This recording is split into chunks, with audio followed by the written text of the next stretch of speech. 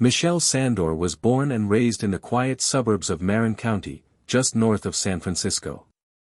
The daughter of two hard-working parents, Michelle grew up surrounded by the beauty of the natural world. Her father was a park ranger, and her mother, a botanist, often took her on hikes through the lush forests of Northern California. This deep connection to nature sparked Michelle's love for wildlife at an early age. As a child, Michelle was always determined and curious. Her passion for photography grew from a simple gift her parents gave her on her 12th birthday, a camera.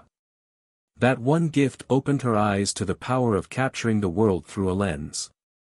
From there, it didn't take long for her to develop a unique style, an ability to freeze moments in time, often bringing out the hidden beauty in the wild animals and landscapes she encountered. While other children her age were preoccupied with their social lives, Michelle was constantly out in nature, camera in hand, waiting for the perfect shot. Her focus on wildlife photography became her obsession. She knew she was destined for something more than just ordinary. She aimed for the biggest dreams. She wanted her work to be known on a global scale. Her career started slowly at first. Michelle's early years were filled with long nights of editing photos, pitching her work to magazines, and attending photography workshops. But her breakthrough came when she landed a spot as a featured photographer for a prestigious wildlife magazine.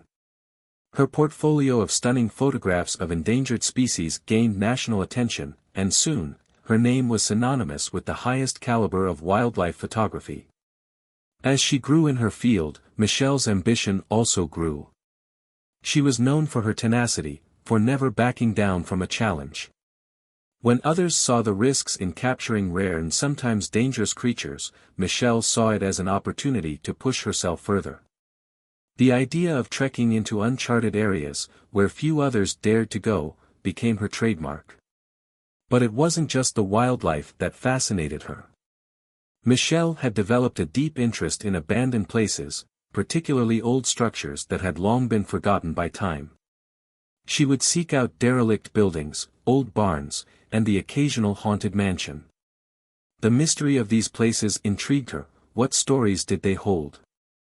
What could her lens capture that others hadn't seen? Her friends often called her reckless, but Michelle never saw it that way. To her, it was about challenging herself, finding beauty in the forgotten, and uncovering hidden truths. When she set her sights on something, she never let it go. It was this unwavering drive that led her to the abandoned asylum in the woods, a place she had only heard about through local whispers. A place that would soon become the backdrop of her darkest and most chilling discovery. Which she would never live to tell. An old asylum deep within the woods of Black Hollow, a small, nearly forgotten area on the outskirts of Marin County. It was a place shrouded in mystery, surrounded by rumors and chilling tales passed down through generations of locals.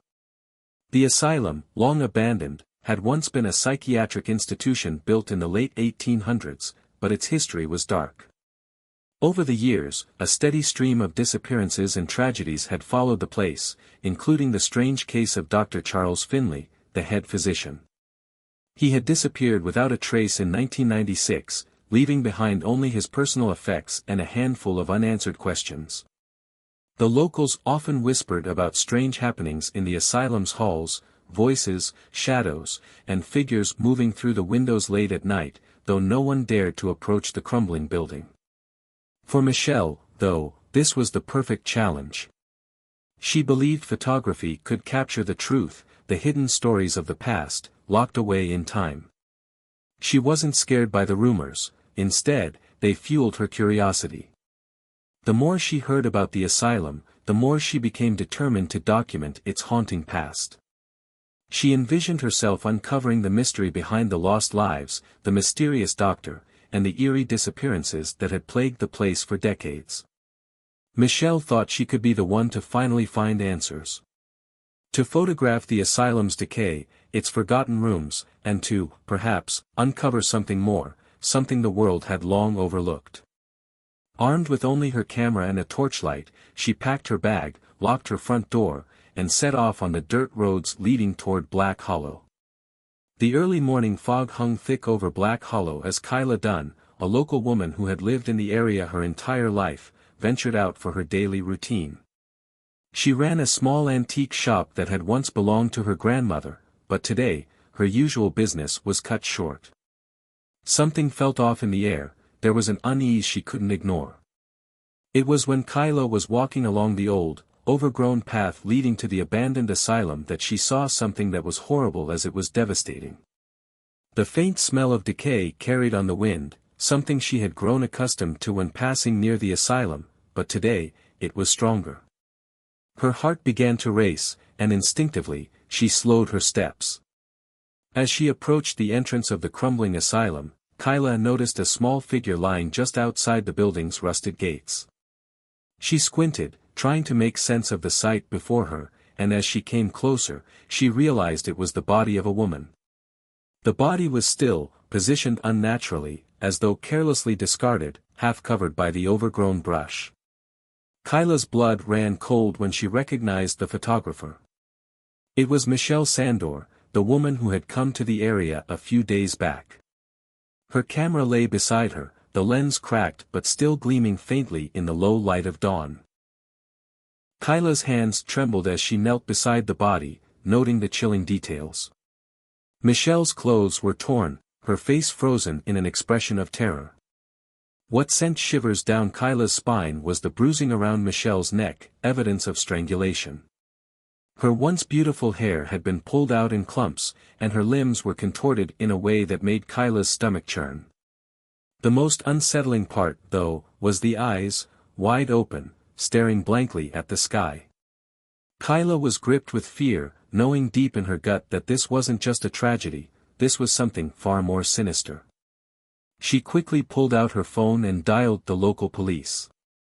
Within hours, the authorities arrived, and Michelle's body was carefully removed from the asylum grounds. The scene was unsettlingly quiet as they examined the area.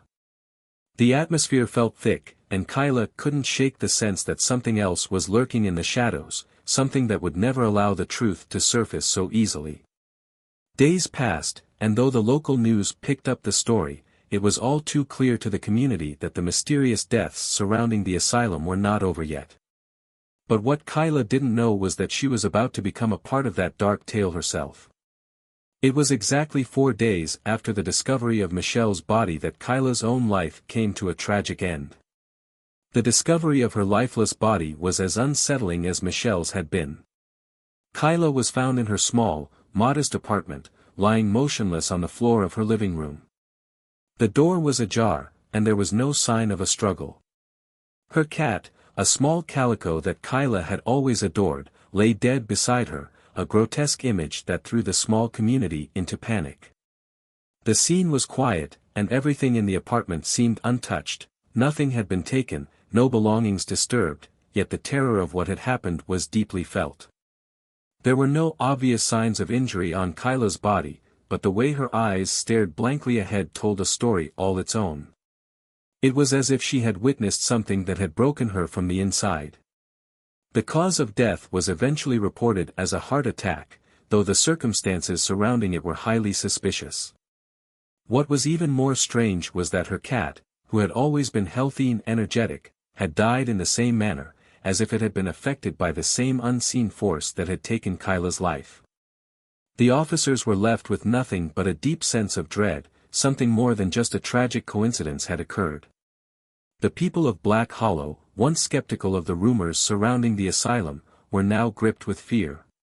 It was as though an invisible force had taken root in the town, and those who had dared to question it had paid the price. Kyla's death only deepened the mystery. The authorities were left scrambling, trying to piece together the truth, but no one seemed to know what had truly happened to Michelle, or why Kyla, the very woman who had discovered her body, was now gone. The locals say it's best to avoid the old asylum since there's no way to find out what's going on with it. The asylum till date still stands, a forbidden area for both locals and sojourners. Sarah Jenkins was a 27-year-old woman from Olympia, Washington. She grew up in a modest home in the quiet suburbs, the youngest of 3 siblings. Her parents, Diane and Robert Jenkins, were high school teachers who instilled in their children the importance of education and kindness. Sarah's childhood was described as happy, though she often felt overshadowed by her older siblings. Her brother, Daniel, excelled in sports, and her sister, Megan, was a straight-A student bound for medical school. Sarah, on the other hand, struggled to find her place. She wasn't particularly athletic, nor did she excel academically. However, Sarah had a natural charm and an ability to connect with people. Her teachers often said she had a way of making everyone feel included, a quality that carried over into her adult life. Sarah attended Evergreen State College in Olympia, where she pursued a degree in communications. While she wasn't the top of her class, she worked hard and showed a genuine interest in storytelling. She had a knack for listening to others and understanding their struggles, which made her popular among her peers. Sarah was also known for her humor and ability to lighten the mood in any situation. After college, Sarah stayed in Olympia, taking a job at a local nonprofit organization that focused on youth mentorship programs. She worked as a community outreach coordinator, helping connect troubled teens with resources and opportunities. Her colleagues admired her dedication and the way she genuinely cared about the kids she worked with. Outside of work, Sarah had a small circle of close friends. She was particularly close to her roommate, Emma Reynolds, whom she had met in college. Emma often described Sarah as loyal, adventurous, and fiercely independent. The two shared an apartment in downtown Olympia, not far from local shops, restaurants, and a fish-tail brewpub, where Sarah often went to unwind. Despite her warm personality, Sarah was known to keep certain aspects of her life private. While she shared stories about her family and work, she rarely spoke about her romantic relationships or her struggles. Her friends noticed that she sometimes seemed to carry a weight she didn't want to share, but they respected her boundaries and didn't press her. Sarah had a love for art and music. She often spent weekends visiting local galleries or attending live performances at small venues in Olympia. She enjoyed painting in her free time, though she never shared her work with anyone outside her closest friends. Her pieces often reflected a blend of vibrant colors and dark undertones, which Emma once joked was a mirror of Sarah's personality, bright and cheerful on the outside, with a hidden depth of emotion beneath the surface. Her family described her as the glue that held them together. She always made time for her parents and siblings, visiting them regularly and ensuring that everyone stayed connected. Her mother, Diane, often said that Sarah had a way of making people feel seen and loved, a quality that made her absence even more painful when she disappeared. At the time of her disappearance, Sarah was at a crossroads in her life. She had been contemplating leaving her job to pursue something more creative, though she hadn't decided what that would be. She wanted to travel, see more of the world, and find a purpose that truly fulfilled her. But for now, she was still figuring things out, navigating her way through the challenges of adulthood with the same determination and grace that had always defined her. On the evening of September 10, 2015, Sarah Jenkins entered the Fish-Tail Brewpub, a familiar place she often visited with friends. The lively atmosphere, warm lights, and laughter spilling from the tables made it a place where she felt at ease. Sarah's friends noticed, however, that something seemed off about her that night. Usually the life of the group, her laughter was subdued, her eyes distant. She was glued to her phone, frowning at the screen as mysterious texts came in one after the other. "Everything okay?" one of her friends asked, leaning in to catch her attention. Sarah glanced up, gave a faint smile, and nodded. "Yeah, I'm fine. Just something I need to sort out," she said, before quickly looking back at her phone. The group tried to shake off the odd vibe and enjoy the night, but Sarah's unusual behavior lingered in their minds. Around 10 p.m., she suddenly stood up, grabbing her jacket. "I need to go," she said abruptly. "Wait, what's going on?" another friend called after her, but Sarah had already turned toward the door. She didn't look back, leaving the group puzzled and slightly concerned. It wasn't like her to vanish without an explanation. The next morning, when Sarah didn't respond to texts or calls, her roommate began to worry. Walking outside, she noticed Sarah's car still parked in its usual spot. That only made things stranger. Sarah never left her car behind when she went out. Inside the apartment, unease grew. Sarah's wallet and phone were missing, but her laptop sat open on the kitchen table. Her roommate froze when she saw the words displayed on the screen, "I'm sorry." The cryptic message chilled her to the bone. Sarah's friends and family were soon notified. Her parents, who had always stayed close despite living miles away, drove into Olympia immediately. The sense of dread they carried was intense. This wasn't like Sarah. She wouldn't just disappear without a word. As news of Sarah's disappearance spread, the small community of Olympia came alive with fear and concern. Posters with her smiling face were hung up across the city, from coffee shops to streetlights. The Fishtail Brewpub became a focal point as friends retraced her steps, trying to piece together what could have happened after she left. The police quickly joined the search, treating it as a missing person case. Officers canvassed the area, questioning anyone who might have seen her after she left the pub. The efforts brought no immediate answers, but the sense of urgency was unmistakable. For Sarah's parents, every passing hour felt like an eternity.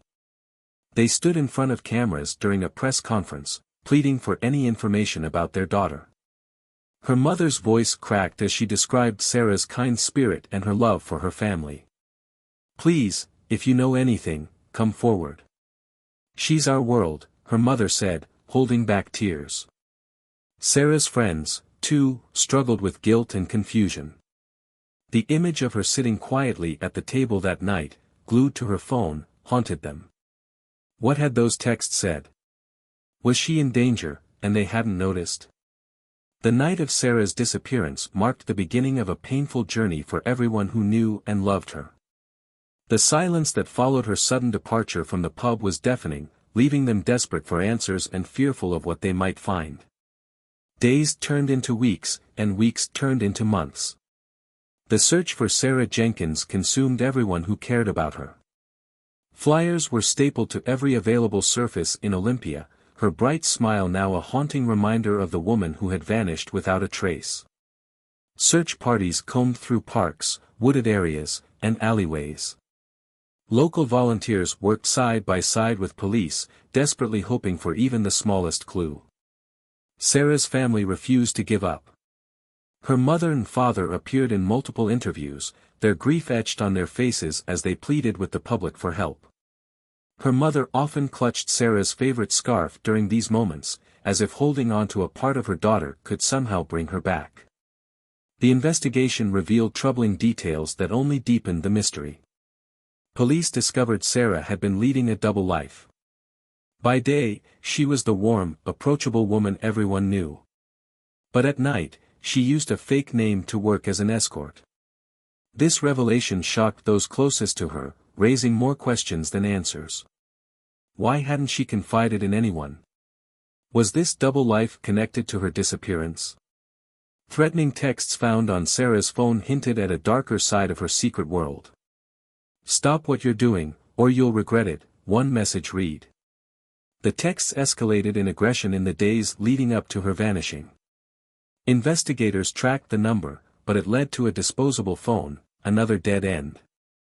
Even more chilling was a transaction from her bank account, a $500 withdrawal from an ATM in downtown Olympia on the night she disappeared. Surveillance footage showed Sarah standing nervously at the machine, glancing over her shoulder. Was someone watching her? Was she trying to pay someone off? No one knew, and the answers were as elusive as Sarah herself. Her roommate, still haunted by the cryptic "I'm sorry" message on Sarah's laptop, replayed their last conversation over and over in her mind. She remembered Sarah being quiet and distracted that week, but she never imagined it could lead to something like this. The investigation took detectives to a local businessman who had argued with Sarah at a coffee shop just days before she disappeared. Witnesses described the encounter as heated, with Sarah visibly upset as she left. When questioned, the man admitted knowing Sarah but denied any involvement in her disappearance. His alibi checked out, leaving investigators with no choice but to move on. Despite the tireless efforts of law enforcement, friends, and family, every lead seemed to end in frustration.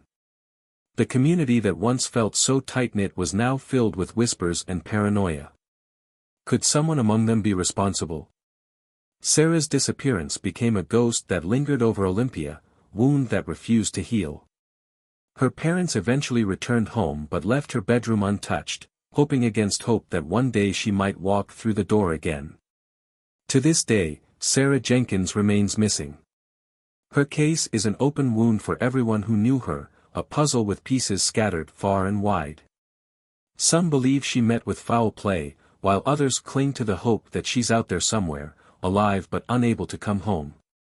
Her story leaves a lingering unease, reminder that sometimes, people can vanish into thin air, leaving behind only questions, sorrow, and an unbearable silence.